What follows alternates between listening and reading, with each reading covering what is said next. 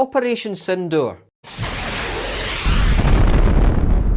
Jyoti Malhotra, YouTuber from Haryana, being arrested on charges of spying for Pakistan. A Scottish YouTuber, Callum Mill, encounters Jyoti Malhotra. बड़ा सवाल ये है कि जो travel bloggers India में आते हैं, क्या वो इनोसेंट और अनबायस्ड होते हैं या फिर उनके पीछे कोई एंटी इंडिया एजेंडा या प्रोपेगेंडा छुपा होता है। ऐसा ही एक ट्रैवल ब्लॉगर है कैलम एब्रॉड, जो अभी रिसेंटली इंडिया आया था और उसने वैसा ही व्लॉग बनाया जो आजकल हर कोई बना रहा है, यानी इंडिया फैटिग वाला व्लॉग, जिसमें उसने पेट भर के इंडिया को गालियां दी और सिर्फ कमियां ही कमियां निकाली। चलिए पहले कैलम एब्रॉड का बैकग्राउंड जान लेते हैं। ये स्कॉटलैंड से हैं और सूडान, ब्राजील, कोलंबिया जैसे देश घूम चुके हैं। सबसे ज्यादा इन्होंने जो देश घुमा है वो है पाकिस्तान, और इंडिया भी ये कभी कभी आते रहते हैं। पाकिस्तान के न्यूज चैनल में भी आ चुके हैं, इंडिया के न्यूज चैनल में भी आ चुके हैं। इनके कमेंट सेक्शन को देखने के बाद ये आराम से पता लगाया जा सकता है कि इनकी मेजॉरिटी ऑडियंस पाकिस्तानी है। जब भी ये पाकिस्तान को लेके वीडियो बनाते हैं तो हमेशा वो एक पॉजिटिव मैसेज देते हैं पाकिस्तान के बारे में कि पाकिस्तान बहुत अच्छा है, बहुत साफ सुथरा है, यहाँ के लोग बहुत अच्छे हैं। और जब भी इंडिया के ऊपर वीडियो बनाते हैं तो हमेशा एक ही बात दिखाई जाती है कि इंडिया में बहुत सारे स्कैमर्स हैं और इंडिया में बहुत ज्यादा पॉल्यूशन है।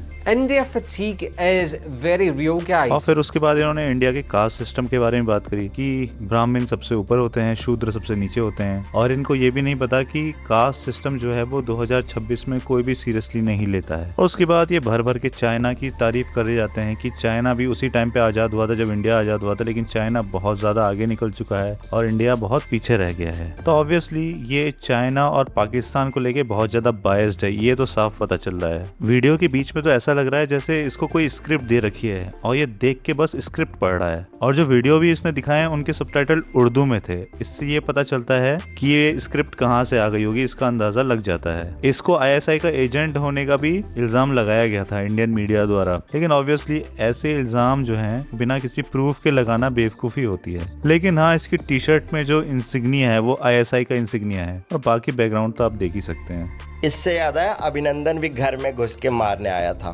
तो उसको चाय पिलाई, कैसा लगा? फुट मसाज दिया था, पाँव दबाया था, आराम मिला?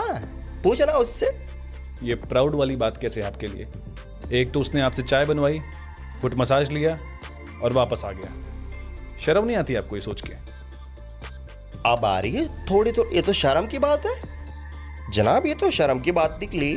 उसके बाद ये बात करता है ऑपरेशन सिंदूर के बारे में, जो 2025 में जो एयर स्ट्राइक्स की थी इंडिया ने पाकिस्तान के ऊपर, और ये बोल रहा है कि चाइना और पाकिस्तान ने मिलके इंडिया को सीज फायर करने पे मजबूर कर दिया था। बेसिकली ये चाइना और पाकिस्तान का साइड ले रहा है। जो लेटेस्ट इसका वीडियो है वो भी इंडिया के खिलाफ है। उसमें ये इंडिया की करंट गवर्नमेंट है, बीजेपी गवर्नमेंट, और नरेंद्र मोदी जो प्राइम मिनिस्टर है उनके खिलाफ बातें बोल रहा है। और इसने इसमें जो टी शर्ट पहनी है वो है आजाद कश्मीर, यानी पाकिस्तान ऑक्यूपाइड कश्मीर की, और इसके बैकग्राउंड में भी पाकिस्तान का झंडा वगैरह लगा हुआ है। तो आप सोच सकते हैं कि इसकी टारगेट ऑडियंस क्या है इस वीडियो की। और यहाँ पर ये इंडिया में कराए गए इलेक्शंस को नॉर्थ कोरिया के इलेक्शन से कंपेयर कर रहा है। और यहाँ पर फिर से आप देख सकते हैं कि ये फिर कोई स्क्रिप्ट पढ़ रहा है, और जब ये स्क्रिप्ट पढ़ रहा है तो इसके बैकग्राउंड में जो ग्राफिक्स चल रहे हैं ये ऑब्वियसली इसने खुद नहीं बनाए हैं, ये AI जनरेटेड ग्राफिक्स हैं। Murder of democracy, a mockery of purity of elections, ये सारे ग्राफिक्स ऑब्वियसली इसको दे रखे हैं किसी ने। और अब ये गर्भ संस्कार के बारे में बता रहा है। इस गंवार को यही नहीं पता कि गर्भ संस्कार क्या होते हैं। ये कह रहा है कि गर्भ संस्कार जो हैं वो RSS करवाता है हिंदूज के लिए,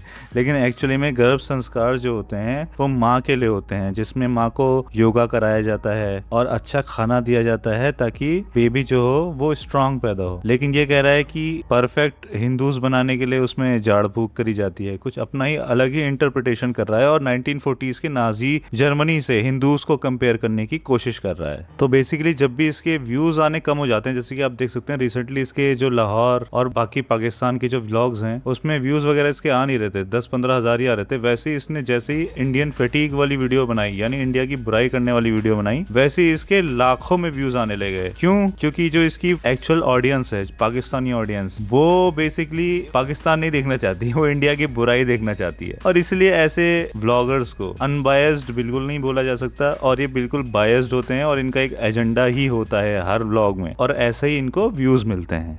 You have to say the tea is fantastic. Why? No, I'm not gonna troll India. Indian tea is better, sorry bro. But their soldiers drink from here. Hey, chup. Okay bro, I have one thing to say to you. Yeah. Jai Hind. You go to space. I don't care. I don't mind.